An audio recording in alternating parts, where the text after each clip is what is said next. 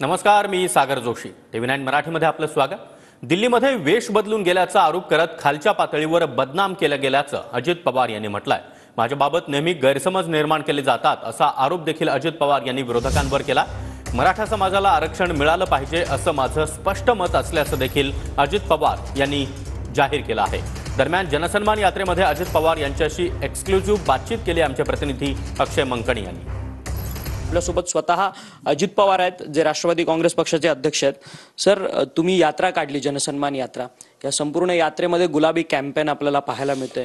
गुलाबी रंगाचे सगळे बॅनर्स, पोस्टर्स, होर्डिंग पासून तुमच्या गुलाबी बसेसचा देखील सर्वत्र चर्चा जी आहे ती राज्यभर रंगलेली आहे.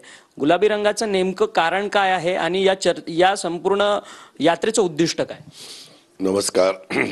एक गोष्ट खरी आहे की आम्ही जनसन्मान यात्रा काढलेली आहे. यात्रा काढण्यापाठीमागचं कारण म्हणजे मी मध्ये जो अर्थसंकल्प सादर केला, तो अर्थसंकल्प सादर करत असताना मी वेगवेगळ्या घटकाशी बोलण्याचा प्रयत्न केला, त्यांचे प्रश्न समजून घेण्याचा प्रयत्न केला आणि त्याच्यातनं काय मार्ग काढू शकतो, कुठपर्यंत जबाबदारी आपण पेलू शकतो, कुठपर्यंत आपल्या अर्थसंकल्पाचा असणारा एकंदरीत आकार जो आहे त्या आकाराला ते सगळं आपल्याला त्याच्यातनं नीटपणे पार पाडता येईल अशा सगळ्या गोष्टीचा साकल्याने विचार करून आम्ही हा अर्थसंकल्प सादर केला. आणि त्याच्यात मी बघितलंय महाराष्ट्रामध्ये विशेषतः 2 योजना, एक लाडकी बहीण योजना आणि दुसरी वीज माफी, ती योजना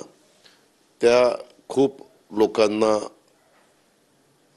लोकांच्या मध्ये पॉप्युलर झाल्या, महिलांच्या मध्ये पॉप्युलर झाल्या. इतर पण योजना आहेत, त्याही बऱ्याचशा योजना लोकांना माहिती नव्हत्या, त्या पण सांगण्याचा प्रयत्न आम्ही करतोय. भाजपच्या नेत्यांची